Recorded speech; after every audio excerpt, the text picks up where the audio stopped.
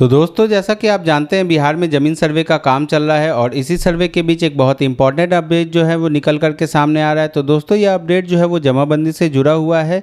तो दोस्तों, सरकार ने जमाबंदी को लेकर एक नई दिशा निर्देश जारी की है, उसके बारे में हम लोग इस वीडियो में विस्तार से जानेंगे। तो चलिए वीडियो की शुरुआत करते हैं। जमाबंदी को लेकर राजस्व विभाग का नया आदेश। बिहार सरकार के इस कदम से सरकारी ज़मीन के स्वामित्व में पारदर्शिता आएगी और रिकॉर्ड में किसी तरह की गड़बड़ी की संभावना खत्म होगी। तो दोस्तों, आप देख सकते हैं कि सरकार ने एक ठोस कदम उठाया ताकि ज़मीन को लेकर के पारदर्शिता बनी रहे, लोगों को इसके बारे में पता चलता रहे। बिहार सरकार के राजस्व एवं भूमि सुधार विभाग ने केंद्र और राज्य सरकार के विभिन्न विभागों व संस्थानों के लिए भूमि अधिग्रहण एवं स्वामित्व हस्तांतरण प्रक्रिया को सरल और पारदर्शिता बनाने की दिशा में बड़ा कदम उठाया है और विभाग ने दिशा निर्देश जारी किया है कि जैसे ही किसी सरकारी संस्थान को भूमि हस्तांतरित की जाती है, उस समय ऑनलाइन दाखिल खारिज, म्यूटेशन और जमाबंदी के लिए आवेदन करना अनिवार्य रूप से किया जाए। बिहार सरकार के राजस्व एवं भूमि सुधार विभाग ने केंद्र और राज्य के विभिन्न विभागों व संस्थानों के लिए भूमि अधिग्रहण एवं स्वामित्व हस्तांतरण प्रक्रिया को सरल और पारदर्शिता बनाने की दिशा में एक बड़ा कदम उठाया है। विभाग ने निर्देश जारी किया कि जैसे ही किसी सरकारी संस्थान को भूमि हस्तांतरित की जाती है, उसी समय ऑनलाइन दाखिल खारिज यानी म्यूटेशन और जमाबंदी के लिए आवेदन अनिवार्य रूप से किया जाए। इस संबंध में अपर मुख्य सचिव दीपक कुमार सिंह ने विभिन्न विभागों के अधिकारियों के साथ चर्चा की। बैठक में भारतीय विमानपत्तन प्राधिकरण, रेलवे, दूरसंचार विभाग, बियाडा, एम्स पटना व दरभंगा, दानापुर, कैंट समेत अन्य संस्थानों और जिलों के भू अर्जन अधिकारी मौजूद रहें। तो दोस्तों, यहाँ पर बताया गया है कि अगर किसी भी सरकारी संस्थान को भूमि दी जाती है, सरकार के द्वारा भूमि दी जाती है, तो तुरंत ही उसको म्यूटेशन करवाना यानी उसका दाखिल खारिज और जमाबंदी करवाना जो है वो अनिवार्य होगा।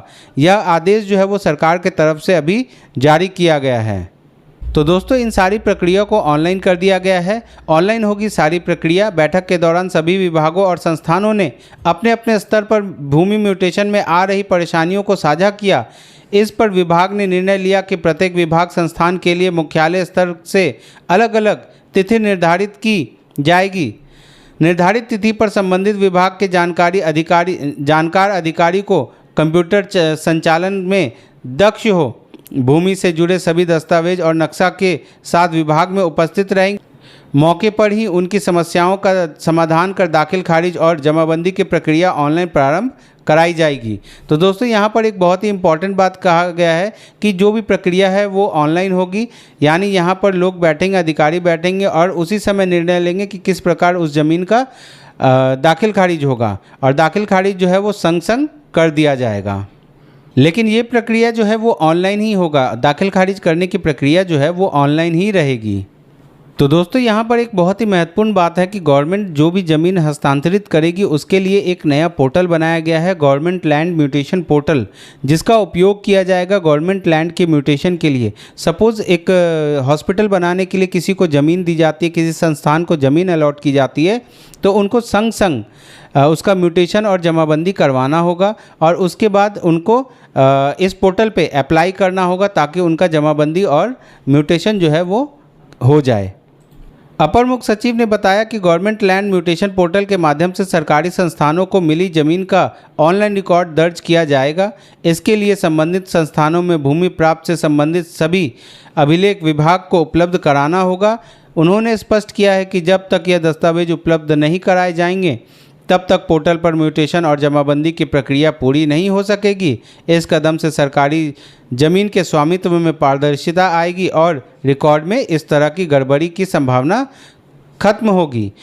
तो दोस्तों, सरकार चाहती है कि रिकॉर्ड में पारदर्शिता बनी रहे और इसके लिए सरकार जो है वो बहुत सारे प्रयास कर रही है। एक नया पोर्टल लॉन्च किया गया है जिसमें जो भी गवर्नमेंट लैंड है या गवर्नमेंट के द्वारा ट्रांसफ़र किया गया लैंड है उसका म्यूटेशन और जमाबंदी किया जाएगा। एम्स को दिए गए निर्देश। तो दोस्तों, अब हम लोग जानेंगे कि एम्स को क्या दिशा निर्देश दिया गया है। दरभंगा और पटना स्थित एम्स को विशेष रूप से निर्देशित किया गया है कि वे संबंधित जिला भू अर्जन अधिकारी से संपर्क स्थापित करें, दाखिल खारिज एवं जमाबंदी की प्रक्रिया शीघ्र पूरी करें।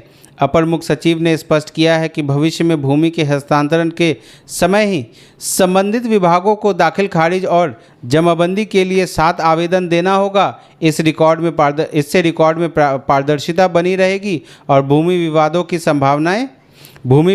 संभावना कम होगी। भारतीय विमानपत्तन प्राधिकरण ने बैठक में बताया कि पूर्णिया और बिहटा में अधिग्रहित भूमि का आंशिक म्यूटेशन हो चुका है, शेष भूमि का कार्य लंबित है। इसी प्रकार रेलवे कॉलोनी दानापुर द्वारा उठाए गए मामले पर विभाग ने निर्णय लिया कि उन्हें एक निर्धारित तिथि पर बुलाकर समस्या का समाधान किया जाए। तो दोस्तों आप देख सकते हैं कि अधिकारियों की तरफ से भी जो उनकी समस्या है उनके बारे में बताया गया है कि क्या समस्या है और उसका निपटारा करने के लिए सरकार से कहा गया है। तो दोस्तों अगर आपको हमारा ये वीडियो अच्छा लगा तो हमारे चैनल को सब्सक्राइब करें, हमारे वीडियो को लाइक करें। तो आज की वीडियो में इतना ही, धन्यवाद।